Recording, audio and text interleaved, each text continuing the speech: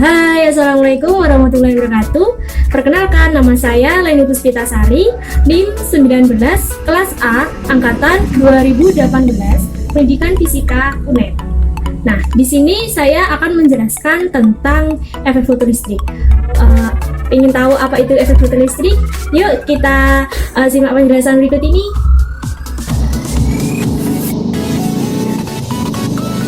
Oke, kita akan membahas efek fotoelektrik pasif. Pada tahun 1887, ilmuwan yang bernama Henry Schwartz sedang melakukan eksperimen gelombang elektromagnetik dengan menggunakan penyinaran cahaya pada logam atau plat katoda. Nah, berikut adalah gambar dari eksperimen Henry. Di sini terdapat suatu tabung kaca yang hampa udara atau vakum terhadap udara. Kemudian terdapat katoda, kawat katoda dan juga plat katodanya. Kemudian terdapat juga kawat anoda dan juga plat anoda. Kemudian ada ampermeter, ada sumber tegangan DC dan juga ampermeter. Hasil dari eksperimen Henrich ini, ketika suatu cahaya masuk ke dalam tabung kaca hampa udara dan menumbuk pada plat katoda, akan menghamburkan keluarnya sebuah elektron menuju anoda dan mengalir pada ampermeter yang menghasilkan suatu arus.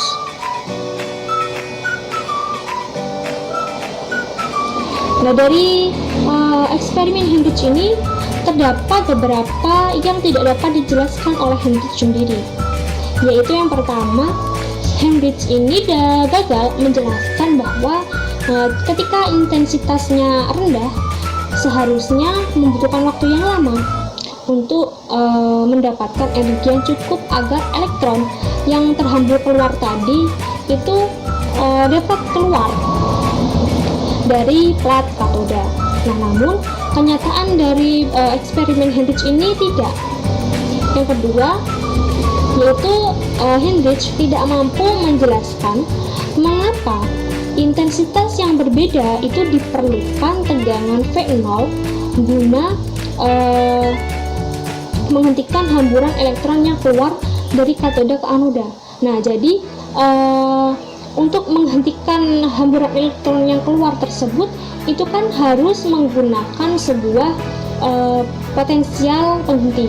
Nah, di mana syaratnya itu tegangan V0-nya itu harus sama agar elektron tersebut dapat terhenti keluar dari katoda ke anoda. Namun, berdasarkan teori klasiknya, semakin besar intensitas, maka semakin besar energi ambang elektron. Nah, semakin banyak elektron yang keluar atau berhamburan keluar dari plat katoda, maka semakin tinggi potensialnya. Nah, namun kenyataan pada eksperimen Henrich itu ternyata tegangan V0-nya itu sama untuk menghentikan hamburan elektronnya. Nah, dari eksperimen Henrich terdapat juga beberapa eksperimen yang dapat diterima oleh kalangan masyarakat dan kalangan ilmuwan. Yang pertama yaitu semakin tinggi intensitas suatu cahaya yang menumbuk pada plat katoda, maka akan semakin banyak elektron yang terhambur keluar dari plat katoda. Dan ketika elektron ini mengalir ke suatu ampermeter, maka di sini akan menghasilkan arus yang semakin besar pula. Nah, dari gambar di sini bisa dijelaskan dan bisa dilihat bahwa ketika suatu intensitas cahaya menumbuk pada suatu plat katoda, di sini elektron keluar dan mengalir, nah menghasilkan suatu ampermeter naik. Nah, di sini naik. Kemudian yang kedua yaitu ketika suatu energi cahaya ini besar dalam menumbuk suatu plat katoda ini, maka elektron akan terhambur keluar. Sedangkan ketika energi cahaya yang menumpuk pada plat katoda ini kecil, maka elektron ini tidak dapat terhambur keluar. Nah, di sini beberapa di sini Heinrich ini dapat menjelaskan dan dapat diterima oleh kalangan masyarakat dan juga ilmuwan. Kemudian efek fotolistrik modern.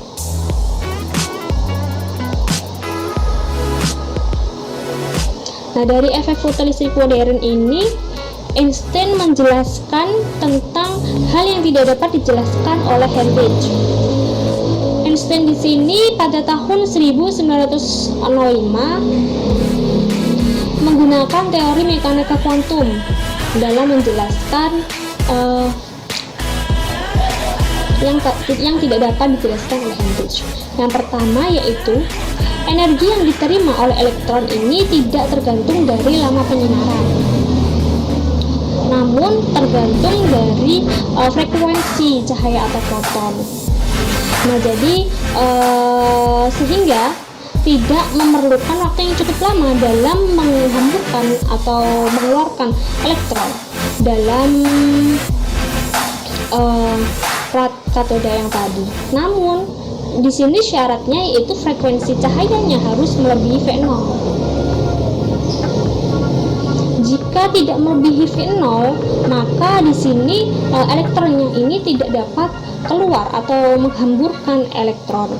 Kemudian yang kedua yaitu telah dijelaskan bahwa energi kinetik maksimum elektron ini tergantung pada frekuensi cahaya foton.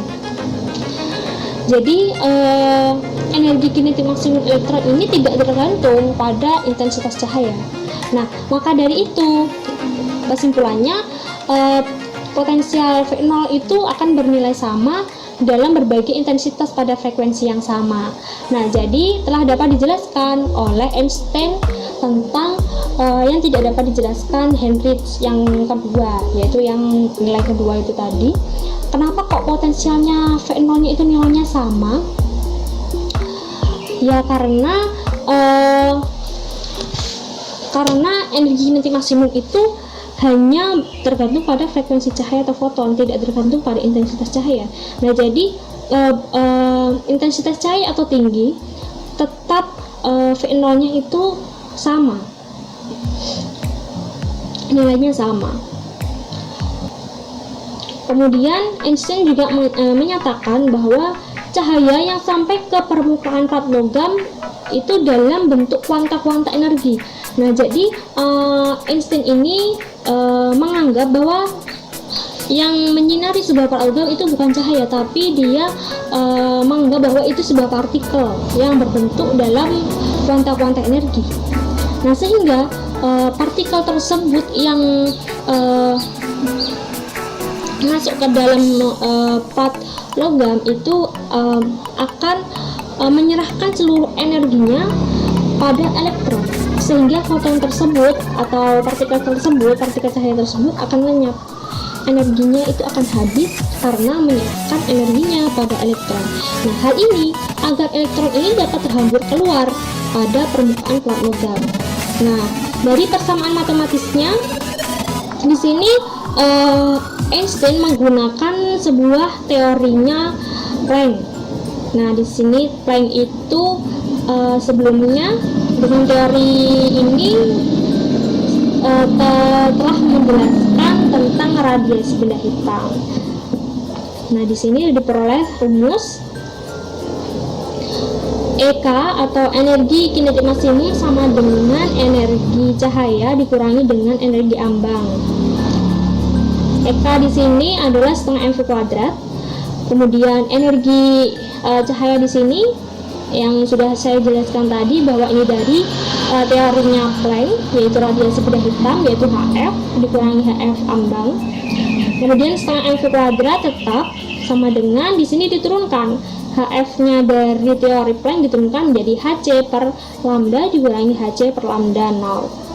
Keterangannya, energi satuan energi yaitu elektron volt, satuan frekuensi hertz, satuan panjang gelombang meter, satuan panjang gelombang energi ambang meter, di sini ada konstanta atau tetapan Planck 6,6 kali 10 pangkat min 34 joule sekon, dan juga ada kecepatan cahaya 3 kali 10 pangkat 8 meter per sekon.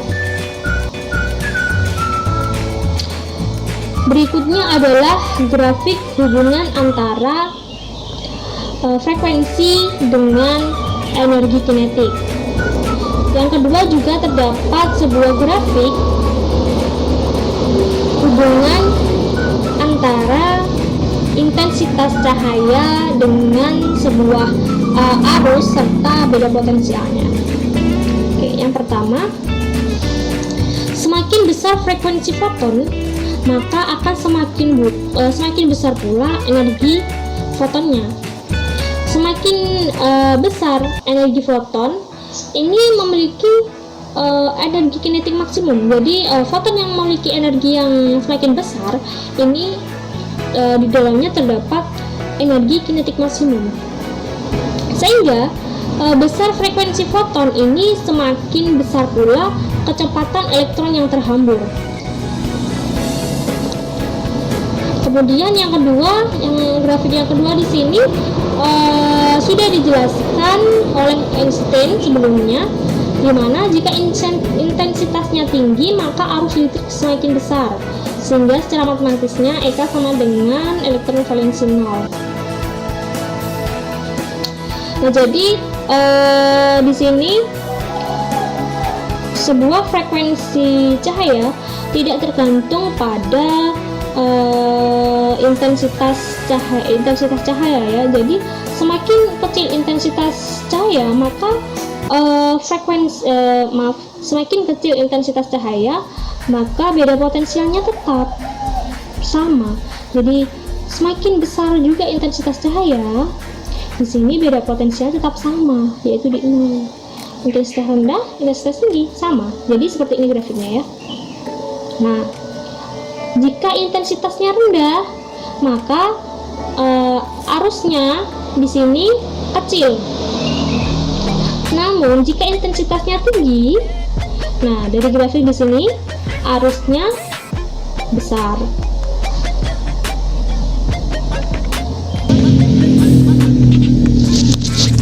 Berikutnya adalah penerapan fenomena efek fotolistrik dalam kehidupan sehari-hari. Yang pertama adalah dubbing film.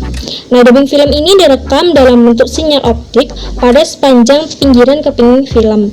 Ketika diputar, sinyal ini dibaca melalui proses efek fotolistrik serta sinyal listriknya ini diperkuat dengan amplifier tabung sehingga dapat menghasilkan film yang bersuara. Yang kedua yaitu tabung foto pengganda atau disebut sebagai photomultiplier tab. Nah, tabung ini memiliki efisiensi yang sangat tinggi dan dapat mendeteksi foton tunggal. Kelompok peneliti Super Kamiokande di Jepang berhasil menyelidiki massa neutrino dengan menggunakan tabung foto pengganda ini. Efek fotolistrik eksternal berguna untuk spektroskopi melalui peralatan PES atau fotoelektron spektroskopi. Berikutnya yang ketiga adalah diode laser foto. Nah, diode laser foto ini bermanfaat untuk sensor cahaya yang berkecepatan tinggi. Nah, manfaat dari fototransistor dapat mengubah energi matahari menjadi energi listrik melalui efek fotolistrik internal. Semikonduktor yang disinari cahaya tanpa akan memisahkan elektron dan hole. Nah, jika elektron dan hole ini kelebihan, maka mengakibatkan beda potensial yang jika dialirkan menuju beban, ini akan menghasilkan sebuah arus listrik. Yang terakhir adalah CCD atau Charge Coupled Device. Nah, CCD ini terdapat efek fotolistrik yang digunakan pada produk elektronik yang dilengkapi dengan kamera CCD. Jadi dalam CCD ini terdapat efek fotolistrik yang terdapat pada kamera-kamera digital yang pada saat ini. Nah, kamera pada ponsel digital itu dengan resolusi 12 megapiksel atau pemindai barcode ini memanfaatkan efek fotolistik internal. Jadi kesimpulannya CCD ini terdapat pada kamera-kamera digital pada ponsel yang kita gunakan. Nah, itu di dalamnya terdapat sebuah efek fotolistrik. Nah, sehingga dapat dipasang pada laptop. Berikutnya adalah contoh soal. Nah, di dalam soal ini tertulis bahwa berkas cahaya yang membawa kuanta energi 3,5 kali 10 pangkat min 19 Joule mengenai katoda sel. Arus fotolistrik yang dihentikan oleh beda potensial 0,2 volt. Nah, kemudian yang ditanyakan adalah fungsi kerja logam katoda yang digunakan dalam percobaan atau energi ambang ya yang ditanyakan. Kemudian kita jawab dengan yang pertama adalah diketahui. Nah, di sini dalam soal telah diketahui bahwa kuanta energi atau energi cahayanya 3,5 kali 10 pangkat min 19 Joule. Kemudian beda potensial 0,2 volt dan elektron 1,6 kali 10 pangkat min 19. Yang ditanyakan adalah energi ambang. Nah, untuk menjawab kita bisa menggunakan rumus energi ambang sama dengan energi cahaya dikurangi dengan energi kinetik. Nah, energi kinetik di sini diperoleh dari beda potensial dikali dengan elektron, yaitu 0,2 dikali 1,6 10 pangkat min 19. Diperoleh yaitu 3,18 kali 10 pangkat min 19. Nah, agar satuannya itu elektron volt, maka bisa kita ubah. Jadi energi ambang itu sama dengan hasil dari pencarian energi ambang sebelumnya dibagi dengan elektron. Nah, sehingga hasilnya satuannya adalah elektron volt, yaitu 1,99 elektron volt. Nah, selesai sudah penjelasan saya kali ini tentang efek fotolistrik. Untuk memahami penjelasan saya, kita bisa langsung praktek tentang efek fotolistrik. Nah, untuk praktek kali ini, kalian bisa menggunakan pet simulasi. Oke, saya beri sebuah alamat dari pet simulasi efek fotolistrik di deskripsi. Kalian bisa klik alamatnya di deskripsi ya. Oke, jangan lupa like, komen, dan subscribe channel saya. Assalamualaikum warahmatullahi wabarakatuh.